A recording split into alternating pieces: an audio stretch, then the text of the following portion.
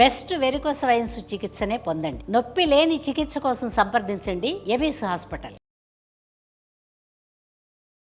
నమస్తే రమగారు. నమస్తే జయ. రమగారు, మనకి మార్గశిర మాసంలోకి వెళ్ళబోతున్నాము. ఇందులోనే ధనుర్మాసం కూడా ఉంది. ఈ మాసం యొక్క విశిష్టత.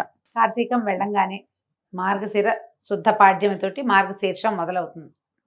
పురుషోత్తమ మాసంగా చెప్పబడుతుంది ఇది మార్గశిరం. భగవంతుడైన శ్రీకృష్ణుడు భగవద్గీతలో చెప్పాడు, మాసానం మార్గశీర్షోహం అని.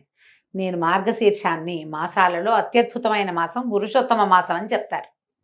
ఇది పురుషోత్తమ మాసంగా ఎందుకు చెప్పబడింది అని చెప్పుకోవాలి. మొదట దీంట్లో ఈ మొదటి రోజునే పోలిపాడ్యమితో పూజ చేసుకుంటాం మనం. అవును, పోలిపాడ్యం అంటే ఆ రోజున పోలాలు అమావాస్య, మన పోలమ్మ అనే అమ్మాయి స్వర్గారోహణ చెందటం, విష్ణు సాయుధ్యాన్ని పొందిన కథని చెప్తాం.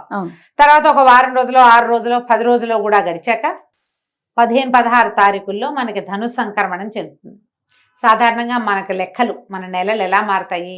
చంద్రకళలతోటి నెలలు మారుతాయి మనకి. చాంద్రమానం ప్రకారం సౌరమానం కూడా మనం చేస్తాం ఒకటి, కానీ ఆ సౌరమానం లెక్క ప్రతిరోజు ప్రతి నెల మనకు ఉండదు. చంద్రుడితోటే మన నడక ప్రతి నెల చంద్రుడితోటే మారుతుంది. చంద్రుడు ఏ నక్షత్రంతో కూడి ఉంటాడో ఆ నక్షత్రపు పేరునే ఈ నెలలకి ఇవ్వడం మనకు అలవాటు. చిత్తా నక్షత్రంతో కలిసినప్పుడు చైత్రము, చైత్రం తర్వాత విశాఖ నక్షత్రంతో కలిసినప్పుడు వైశాఖము, జ్యేష్ఠతో కలిసినప్పుడు జ్యేష్ఠ మాసము. ఇట్లా లైన్. ఓకే. ఈ పూర్వాషాఢ, ఉత్తరాషాఢ ఉన్నాయి కదా. పూర్వాషాఢతో కలిసినప్పుడు ఆషాఢ మాసము, తర్వాత శ్రవణంతో కలిసినప్పుడు శ్రావణము. ఇట్లా అయితే ఇలా వెళ్ళినప్పుడు ఈ లెక్కల్లో మనం మాసాలని అనుసరిస్తూ శ్రావణము, భాద్రపదము, ఆశ్వీజ, కార్తీక మాసాలు జరుపుకున్నాం. కార్తీకంలో ఆ విశేషమైన విష్ణు సేవ, శివ కైంకర్యాలు జరుపుకున్నాం. శివ ప్రీత్యర్థమే ఎన్నో దీపాలు పెట్టాం. ఇక్కడి నుంచి తీవ్రమైన చలి మొదలయ్యే కాలంలోకి వస్తున్నాం మనం. ఇది నా మార్గశిరంతో మొదలవుతుంది. అయితే ఈ మార్గశిరంలో ఒక 15 రోజులు గడిచాక ఇంచుమించు పౌర్ణమికి అటు ఇటుగా సూర్య సంక్రమణం చెందుతాడు. సూర్యుడు ఇప్పుడు చంద్రుడు ఏం చేస్తాడు? ఆయన కళలు పెరిగినప్పుడు తిథులు పెరిగి, కళలు తగ్గినప్పుడు మళ్ళీ తిథులు తగ్గి అదే పేర్లతోటి వస్తాయి. ఎట్లా? పాడ్యమి, విద్యా, తదియా, చవితి, పంచమి, షష్ఠి, సప్తమి, అష్టమి, నవమి, దశమి, ఏకాదశి, ద్వాదశి, త్రయోదశి, చతుర్దశి, పౌర్ణమి. మళ్ళీ అక్కడి నుంచి పాడ్యమి, కృష్ణపాడ్యమి అనమాట. శుక్లమాస పక్షము, కృష్ణపక్షం. అయితే ఈ నడకలోనే సూర్యచంద్రులు, భూమి ముగ్గురు నడుస్తారు కదా. ఈ నడకల్లో సూర్యుడి నడక ఇంకొకటి ఉన్నది. సూర్యుడు ఎట్లా నడుస్తాడు? ఈయన చంద్రుడేమో తిథులు మారుతూ ఉంటాడు, ఈయనేమో ఇవి మారుతాడు. మనకి 12 రాసులు, 12 రాసులకి ఒక్కొక్క రాశి నుంచి ఒక్కొక్క దాంట్లోకి మారుతూ ఉంటాడు. ఈ సూర్యుడు మారే క్రమాన్ని సంక్రమణం అంటారు. సంక్రాంతి, రవి సంక్రాంతి అని చెప్తారు.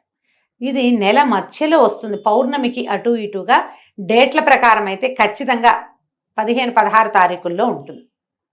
14, 15, 16 అంతే. ఈ 3 డేట్లలోనే పైకి కిందకి అవుతుంది, కానీ ఇంచుమించుగా 15వ తేదీలాగానే మనకు కనిపిస్తుంది.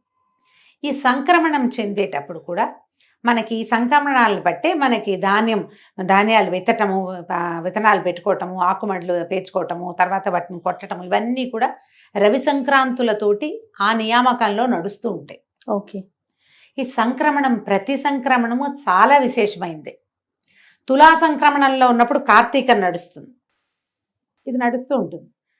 ఇంకో సంక్రమణం కూడా అయ్యాక ఇప్పుడు ధను సంక్రమణం అంటారు దీన్ని. ధనురాశిలోకి మారతాడు సూర్యుడు. దాని తర్వాత ఏమిటి? దాని తర్వాత వచ్చే సంక్రమణము మకర సంక్రమణం. మనం సంక్రాంతి పండగ చేసుకుంటాం. ప్రతి సంక్రాంతి, ప్రతి రవి సంక్రాంతి కూడా పర్వదినమే. ఈ పర్వదినాల్లో ఏం చేస్తారు? అందరూ చెయ్యరు వాటిని, కానీ సంక్రాంతుల్లో పెద్దలకి మనం నీరు వదలటం అనేది, తర్పణాలు విడవటం అనేది ఒక పురాతనమైన పద్ధతి. ఇప్పుడు మనం ఏం చేస్తాము? ఏవో తద్దినాలని వాళ్ళ తిథి వచ్చిన రోజున, తర్వాత ఏమో సంక్రాంతి నాడు పెద్దలకు పెట్టుకుంటామని సంక్రాంతి నాడు పెడతారు. మహాలయ పక్షంలో పెడతారు. మహాలయ అమావాస్యకి తద్దినం పెడతారు లేదా తర్పణాలు విడుస్తారు, ఇంతే చేస్తారు. సంక్రమణాల్లో తర్పణం విడవటం అనేది ఒక విశేషమైన క్రియగా, పురాతనమైన పద్ధతిగా చెప్తారు. ఈ మొత్తం 12 సంక్రాంతుల్లో అత్యంత విశిష్టమైనది మకర సంక్రాంతి. ఎందుకంటే మనకు అప్పటికి సూర్యుడు నడక మార్చుకునే లక్షణం కూడా వస్తుంది అప్పటికి. ఓకే. దానికి ఒక సంక్రమణానికి ముందు జరిగేదే ఈ ధను సంక్రమణం, మార్గశిరంలో వస్తుంది. అంటే ఇప్పుడు చూడు, మకర సంక్రాంతి జరిగిన రోజున ఏం చెప్తాం మనం? ఉత్తరాయణ పుణ్యకాలం వస్తుంది. అవును. దేవతలు లేస్తారు, మెలకు వస్తుంది వాళ్ళకి. దేవతల మెలకువకి ఒక నెల రోజుల ముందంటే మన మెలకువకి ముందు ఏముంటుంది, తెల్లవారుజాము ఉంటుంది. అంతేగా, అంతేగా, మనకి ఉషోదయానికి ముందు ఉండేది తెల్లవారుజామే. తెల్లవారుజామే. అంతే. ఇప్పుడు కూడా ఈ మకర సంక్రమణం దేవతల తెల్లవారైతే తెల్లవారు యొక్క జామ్ ఏది, దాని ముందు భాగం ఈ ధను సంక్రమణం. అందుకని ధను సంక్రమణాన్ని కూడా చాలా విశేషంగా జరుపుకునే పద్ధతి తెలుగునాట బాగా కనపడుతుంది. సౌత్ ఇండియాలో అంతా కూడా చేస్తారు, కనపడుతుంది బాగా. మనం ఈ ధను సంక్రమణం చెందగానే ఏం చేస్తాము, అందరూ చేసేది వాకిళ్లలో పీట ముగ్గులు వేయటం మొదలు పెడతారు, గీతల ముగ్గులు వేస్తారు. అవును. ఈ గీతల ముగ్గులు ఇప్పుడు ధను సంక్రమణానికి మొదలుపెట్టి నెలగంటు పెట్టడం, నెలపట్టు పట్టడం అని చెప్తారు. ఈ నెలపట్టు నెలగంటులో ఇంచుమించు శూన్యం, ఏమి ముహూర్తాలు ఉండవు, పూజా విధానమే ఉంటుంది. అందరూ చేసే ప్రాకృతికమైన పూజ ఏంటంటే వాకిళ్ళు ఉడిచి ముగ్గేసుకోవడం, తెల్లవారుసామని ముగ్గేసేయటం. అందరి వాకిళ్లలోనూ పేడకళ్ళాపులు, ముగ్గులు. ఇది నియమంగా కనబడుతుంది. తెలుగునాట గొబ్బిళ్ళు కనిపిస్తాయి. ఆవు పేడతోటి గొబ్బిళ్ళు చేసి తల్లి గొబ్బెమ్మ, పిల్ల గొబ్బెమ్మ, చుట్టూ తైవి కృష్ణుడు, గోపికలు, గొబ్బెమ్మ గోపెమ్మ, చూడు ఎంత దగ్గరగా ఉందో. తల్లి పిల్ల చేసి దాని మీద చక్కగా ముగ్గేసి పసుపు బొట్టు పెట్టి బంతి పువ్వులు కానీ గుమ్మడి పువ్వులు కానీ గుచ్చి పొద్దున్నే అలంకారం చేస్తాం వాకిలికి. విష్ణు సంచారం కోసం చేయబడేది ఇది. అయితే ఈ 30 రోజులు మనకి 30 days పడుతుంది. ఈ సంక్రమణం నుంచి మకర సంక్రమణం దాకా 29 లేదా 30 రోజులు పడతాయి. ఈ 30 రోజులు కూడా అద్భుతమైన విష్ణువారాధన జరిగే కాలం ఇది. ఈ 30 రోజుల్లో మనకి శ్రీరంగంలోను ప్రతి విష్ణువాలయంలోనూ తిరుప్పావై సేవను జరుపుతారు. ధనుస్సుని, ఈ ధను సంక్రమణం ధనుస్సు లేదా మార్గళి అంటారు. ఈ మార్గళి సేవాకాలం జరుపుతారు. మామూలుగా మనకి తెల్లవారుజామున సేవాకాలం జరిపే ఇంకా ఏ కాలము లేదు. కార్తీకంలో మనం ఏం చేసాం, మనమే స్నానం చేసి దీపం పెట్టుకుని పూజ మెల్లిగా చేసుకోవచ్చు, తెల్లవారుజామునే చేయాలన్న నియమం లేదు.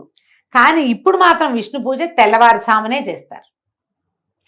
ఈ విష్ణు చిత్తుల యొక్క కుమార్తె అయిన గోదాదేవి పాడిన 30 పాసురాలని రోజుకొక పాసురాన్ని పాడుతూ రంగనాథ స్వామికి మేల్కొల్పులు చెప్తూ, విష్ణుమూర్తికి మేల్కొల్పులు చెప్తూ ఆయన్ని లేవదీసి సకలోపచారాలు చేసి పూజిస్తారు.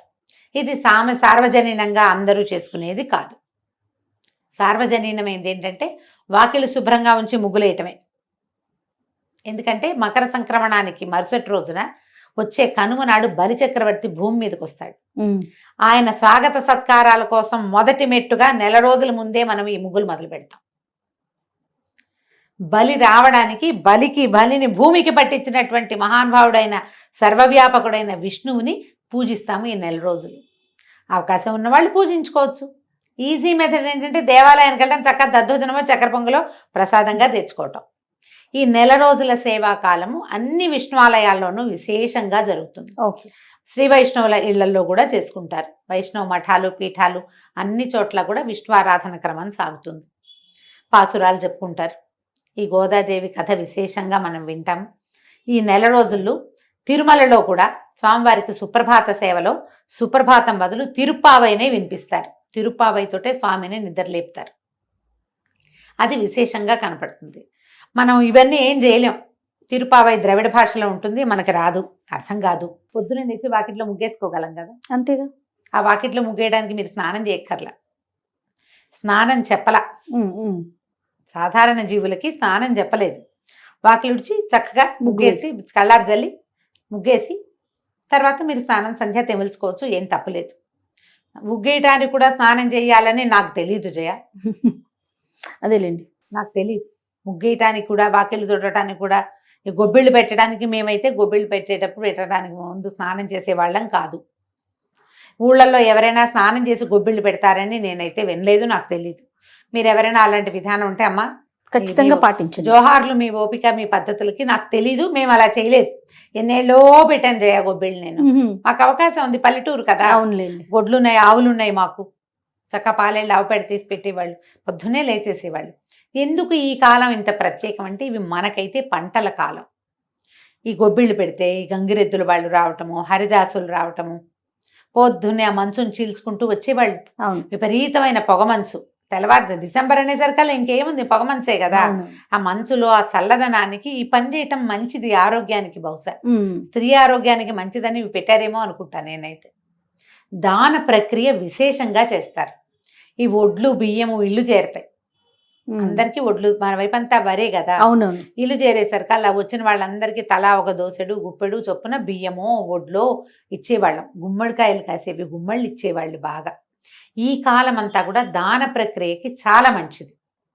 మీరు ఆహార ధాన్యాలు ఏవైనా సరే, ఇప్పుడున్న కాలాన్ని బట్టి సిరిధాన్యాలు కూడా ఆహార ధాన్యం కిందే లెక్క కదా మనకి. ఉమ్. అవైనా సరే దానం చేయండి. ఓ. విశేషించి గుమ్మడి పళ్ళు ఉమ్. అవి కూడా చాలా మంచివి. తర్వాత ముందుకి పళ్ళు దానం చేయటం, ఖర్జూర పళ్ళు, రేగు పళ్ళు అలాంటివి దానం చేయటం చాలా మంచిది. ఇవన్నీ ఆరోగ్యానికి మంచిది, ఇహపరాలకి ఉపయోగపడేవేనమ్మా మన అంతేగా. పండుగలన్నీ. అయితే ఈ పర్వదినాలుగా చెప్పబడేటువంటి ఈ ధను సంక్రమణ దినాలన్నీ కూడా కుదిరితే ఏదైనా ఒక విష్ణువాలయాన్ని దర్శనం చేయండి. ఏ శ్రీరంగమో రంగనాథ స్వామిని చూడగలిగే అవకాశం లభిస్తే చక్కగా. మహతరం జన్మధన్యం అయిపోయినట్టే. అవకాశం కుదిరితే అన్ని చోట్ల జనం బాగా పుష్కలంగా ఉంటారు. ధనుర్మాసంలోనే మనకి గీతా జయంతి అవన్నీ వస్తాయి. అవును. గీతా జయంతి కొంచెం ముందే ఏకాదశికే వచ్చేస్తుంది, మార్గశిర మాసంలో వస్తుంది. అయితే ఇప్పుడు ధను సంక్రమణం మనకి మార్గశిరంలో వస్తుంది. మార్గశిరంలో ఇంకా విశేషంగా చేయవలసినవి ఏంటంటే ఈ పాడ్యం చేసాం, పోలి పాడ్యమి, సుబ్బారాయి షష్ఠి ఒకటి చేసుకుంటాం. అవును. ఎవరైతే నాగుల చవితి నాడు పాలు పోయలేదో వాళ్ళు వాళ్ళు సుబ్బారాయి షష్ఠికి పాలు పోసుకోవచ్చు. సంతానం లేని వాళ్ళు, సంతాన కోసం ప్రయత్నం చేస్తున్న వాళ్ళు కూడా ఈ సుబ్బరాయ షష్ఠి నాడు సుబ్రహ్మణ్యుడిని తలుచుకుని షష్ఠి పూజా విధానాన్ని ఏదైనా మొదలు పెట్టుకోవచ్చు. షష్ఠి నాడు ఎక్కడైనా మల్లి దేవసేన సమేత సుబ్రహ్మణ్యేశ్వర స్వామి ఉంటే వారిని దర్శనం చేసుకోండి. ఉమ్. సుబ్రహ్మణ్య అష్టకం చదువుకోండి. సుబ్రహ్మణ్య భుజంగ ప్రయాతం అనే ఒక స్తోత్రం దొరుకుతుంది. అలాంటివి ఏమైనా చేసుకోవచ్చు. ఓకే. షష్ఠి తర్వాత ఇంకా ముందుకెళ్తే గీతా జయంతి వస్తుంది, ఉమ్. తర్వాత ధనుర్మాసం వస్తుంది. ఇలా మనం మార్గశిర మాసాన్ని ముందుకు తీసుకెళ్తాము. మీ అవకాశాన్ని బట్టి ఎంత చేయగలిగితే అంత చేసుకోవటమే. తప్పకుండా రమ్మగారు. నమస్తే. నమస్తే జయ.